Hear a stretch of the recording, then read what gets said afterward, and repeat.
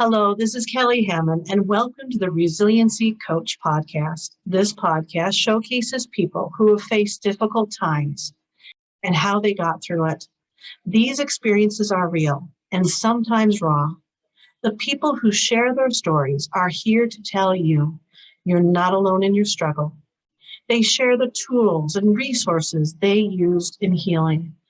If you're looking for solutions for getting through tough times, contact us at www.resiliency.coach. So today, I'm interviewing my friend, Stephen Jacobs. He's an author and meditation expert. So Stephen, thank you so much for being on my podcast today. Oh, I'm very happy to be here, Kelly. Thank you for inviting me. We're very happy and excited to have you here too with us. Would you mind sharing your story with us now?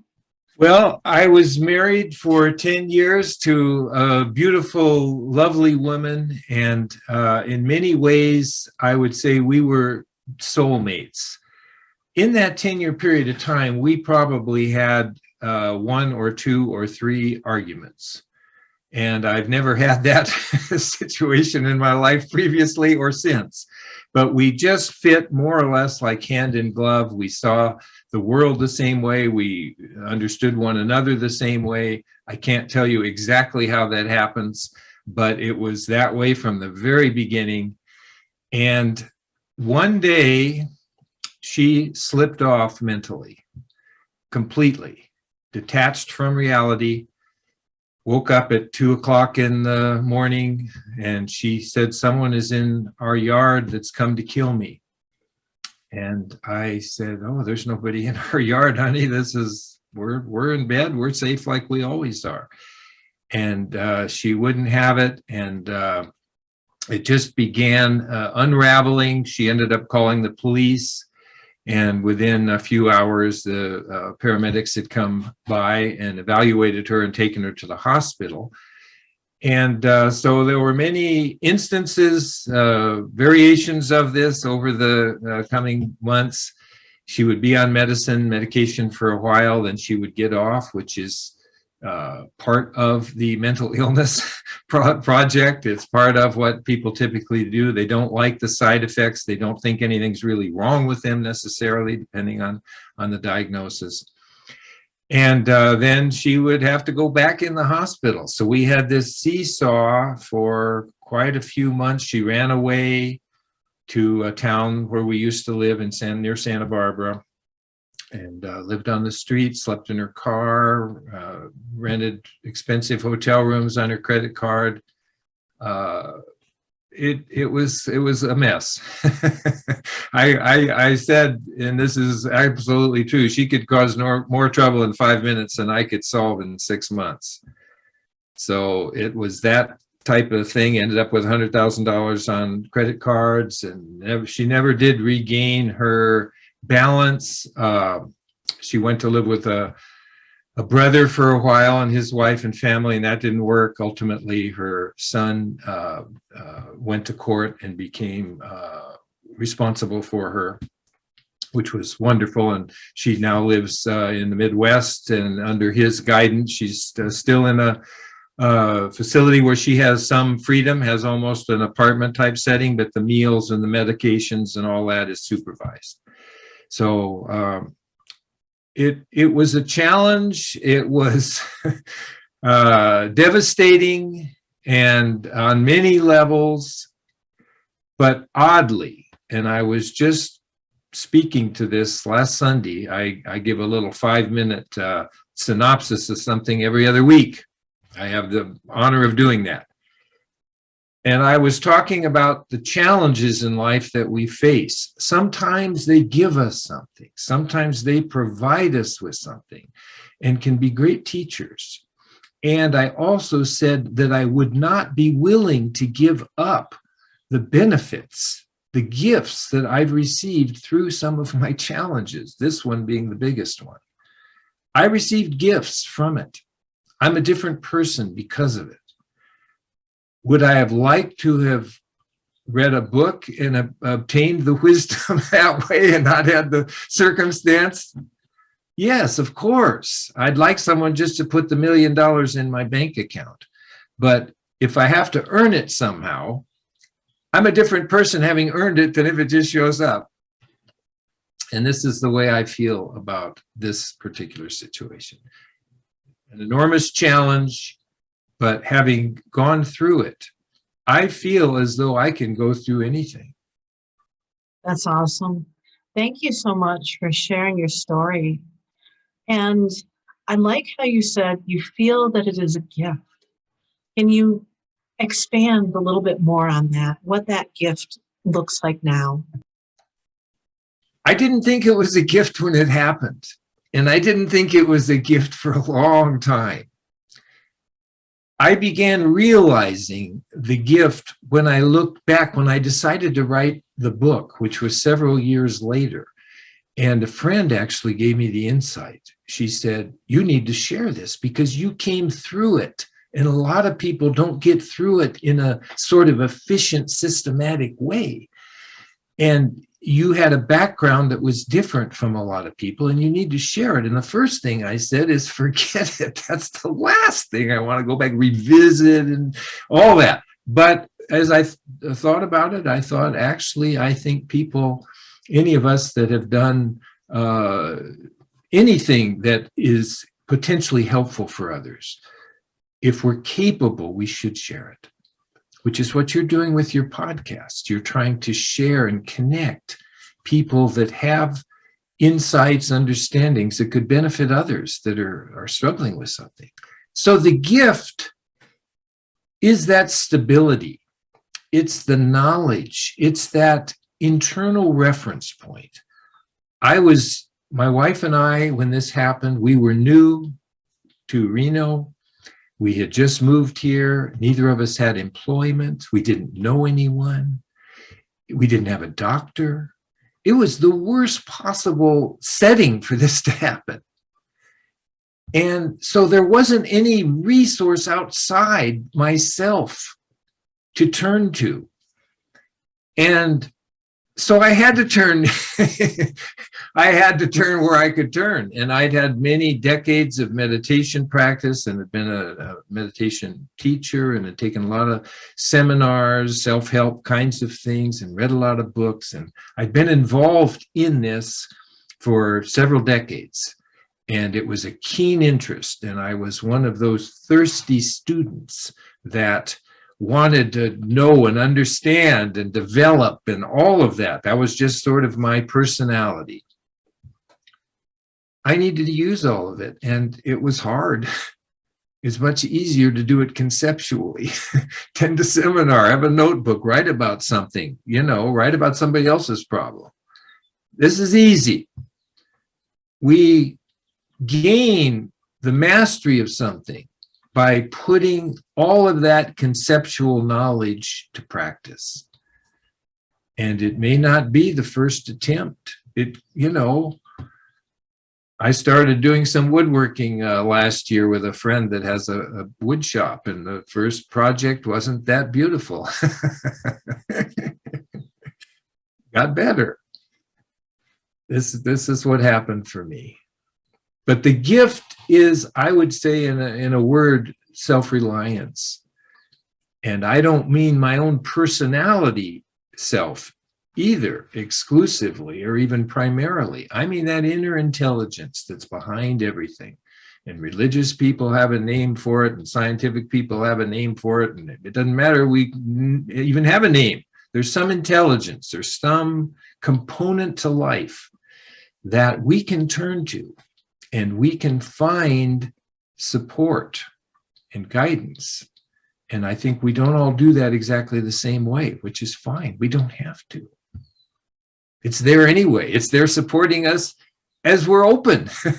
It has to support all of us in different ways because we're all a little different. Absolutely. I love that. So you use the tools of meditation that you had learned before. You had studied them for many years already, but they didn't come in as handy as they did at this very moment, when you had to find the strength for yourself as well as your wife to go through what you were going through. as well as to be able to come out of the difficulty as the whole person that you are today. And I like too that you said that power that's within us or around us. Some people call it God, some people call it science, some people call it the great unknown. It doesn't matter what you call it, but it's there. And it's there to help us and assist us through these difficulties. And I love that you use that as a resource too. And what is the name of the book? Can you tell us, please? Yes, it's called Mental Illness, a Support Guide for Family and Friends. And that was the title that best described it. There isn't that much. The foreword in this book was written by a professor at the University of Nevada, Reno. And he, in his foreword, said there just isn't that much to support the caregivers because, of course, the people that have the mental illness need the support, but the caregivers do too. The caregivers of mentally ill people have a very high rate of suicide themselves because they not only have the burden of taking care of someone, which can be substantial, but you don't have the ability to reason with a person in the same way you would if you're taking care of someone with a heart condition, or taking care of someone that has cancer, or taking care of someone with, a bad leg or something. You can talk to them, you can strategize together, you can come up with plans as to how you're going to deal with this. For someone that's not mentally stable, you don't have that ability. And my wife and I, when she was stable on her drugs, on the medications, she would say, I would say, I see it when you start to slip off. You slip 10%, 20, 30. I know you're sliding off over the next couple of weeks. She would say, when you notice that, I want you to tell me and we'll get the psychiatrist involved and we'll sort this thing out before it goes too far. That's what she would say when she's on her medicine. When she's not on the medicine, no. So I would see her start to slip off and I would remind her of the conversation and she'd say, get out of my face. You're the one that has the problem. You're the one that's nutty and you just want me in an institution. And I know you've never loved me, and whatever else was on her confused mind at the moment. So you need some support with this. It's too big to do yourself. It's too big to do yourself. I want to shout that out. And if you're a self-sufficient man and you power through everything, you're stronger than anything, it's too big to do yourself. This is too big. You're going to need support. And it's one of the things I learned. I was more a give support kind of person. I love to give support. I love to share. I know things. I can, help you. Now I need support. Now I need the help. Excellent advice to ask for that assistance, to reach out to it. Where did you find your help when you reached out? Well, I had one friend, an old friend, who'd been a girlfriend of a roommate of mine, 20 years earlier. And she happened to be a therapist, and she lived in Denver. And I remember calling her shortly after my wife had this breakdown. We'd planned a trip to Las Vegas to go and get away and, just have a holiday, basically. And then she had this breakdown, and I didn't know whether to go or not, whether we should still go or not. And I asked the doctor. He said, I don't know either. You just have, it's problematic either way. Well, we went to Las Vegas, and she had another episode. And so there we were, and staying in a hotel, and we'd been to a Willie Nelson concert the night before, and now she's just completely whacked out again. And I drove to a hospital not too far from the hotel. And I said, this is my situation. Can you send somebody? Or initially I said, if I could get her into the car under the pretense of going to have breakfast or something, and I pull in the driveway, can you send a couple of guys out and get her in? No, we're legally not able to do that. So you have to call 911. So, which, there's legal issues around this too. So anyway, I did that, called 911, and the next thing there are paramedics and the ambulances and police cars and all this business were chasing around the hotel parking lot, and it was a big, complete mess. And so she was put in a hospital in Las Vegas about a couple of weeks after the first break. And I called this friend up in Denver, this therapist, and I said, and she said right off, this is going to be a process here. This isn't something that's going to quick, there's an instant little solution, and now everything's fine. There's a medicine. Now it's all perfect. Your life's going to be like it was again. She gave me, I think, if anything, the idea this could be a pretty good haul. This is not going to be simple, and she was right. My family was supportive too. I had a sister. My parents were gone, but I had 2 sisters and a brother. So, no, my brother was gone too. I had 2 sisters and their families, so they were resources and comforting and helpful, and it wasn't lots they could do, but they could listen to me and be there. And just knowing there's some people that have known you your whole life is very valuable. So I wasn't without any support, but I had to turn to it. And that wasn't always easy, because I had to tell friends, I had to tell her son. Her son and wife thought, when I called them and told them what was going on, they thought I must be off my rocker, that I must be making this up about their mother-in-law. So it had many flavors to it, and many challenges within the overall challenge. And they all had to be dealt with. So one of the chapters in my book is how to make difficult decisions from within. Where do you go for advice? You might ask 5 people and they tell you 5 different things, what they would do. You might ask the experts. They don't agree. You have to have some mechanism, some tool for quieting yourself. The method I use, quieting myself and seeing what felt best to me. So I developed these strategies. There's 17 chapters in this book, and they all have an exercise. They all have a concept. Nightmare begins, living in no man's land, guilt and blame. I felt guilty. I wanted to blame myself. Where was I?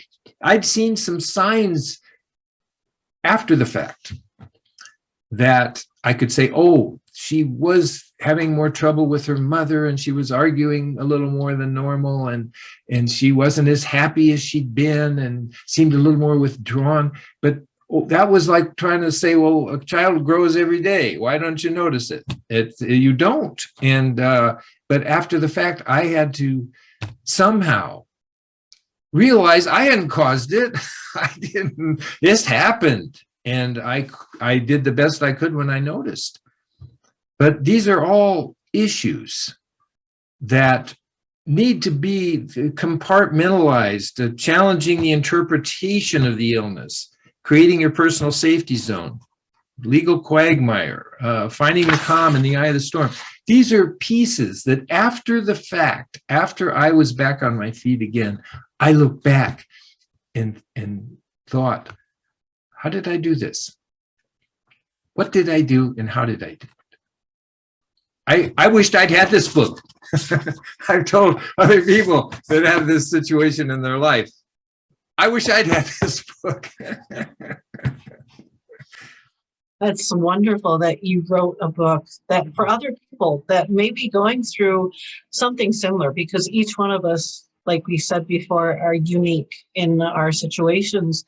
But you're right, people who have family members or friends or loved ones that are dealing with mental illness, you can't speak to them like you're speaking with somebody dealing with a broken leg, because they're on a different plane at that moment, and to find that what's right for you, what's right in that situation for you is important. And tell us, you said mainly how to figure that out for you was meditation. Is that correct? By going deep inside? Yeah, that inner dimension. One of the values of meditation long term is we bring that dimension, that inner wisdom, inner intelligence, quiet, calm center more out into the surface of life. So I had more access to that. That was easy for me. But still, I was diving in and feeling calm and collected and quiet and coming out. Oh my goodness, my life's a complete mess. So that took some additional sorting through using some of the other strategies. But that piece was significant to be able to locate. And I have in this book some methods for doing that. We have to find that calmness somewhere. We can't just read about it.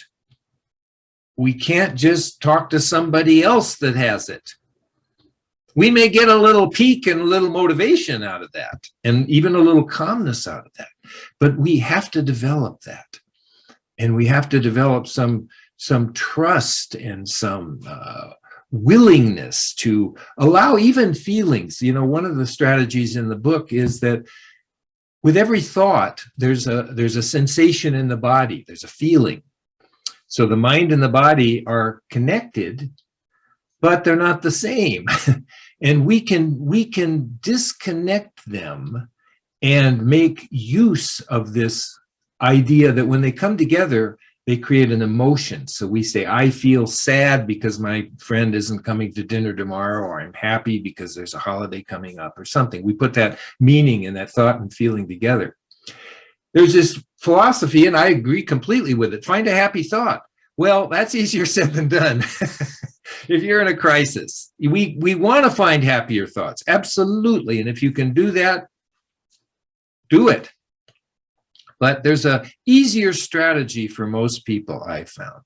And that is that we can locate that energy within ourselves. We can feel it, experience it, breathe into it. We just close our eyes, allow the mind to locate. When I think about this thing that I'm not happy about, whether it's I've got to go to the dentist in a week or whatever, mother-in-law, doesn't have to be some serious thing. But when I think about it, I can find where this is, and it's usually going to be around the center line somewhere, the chakra system, they call it. Head, throat, heart, abdomen. Usually won't be in the wrist or your little toe or something.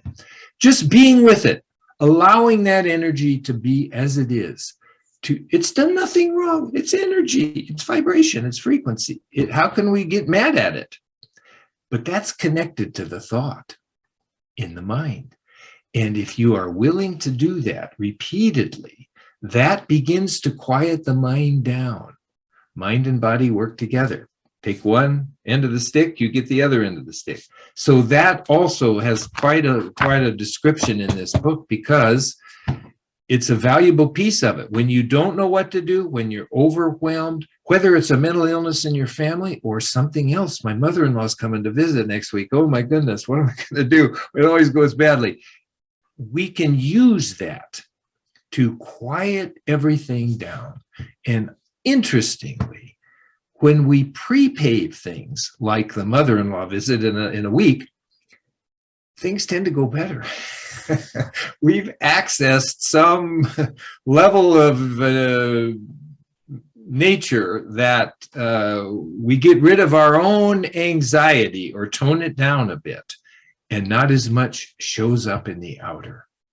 I like that. And once we recognize it and understand it for what it is, when you recognize it, it doesn't have to be as overpowering. I like that when the mother-in-law comes, you recognize that's anxiety because of A, B, C. Well, I recognize it, therefore it doesn't have to affect me as much. Absolutely. Absolutely. Once we can see something in a different way versus being overtaken by it, we're now in the driver's seat to some extent. Yeah, that's awesome. I have one more question for you.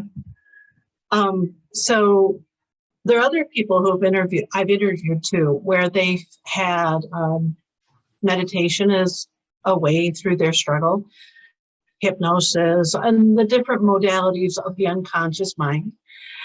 But there are some people who listen on this podcast that don't know how to start to meditate. Their mind wanders.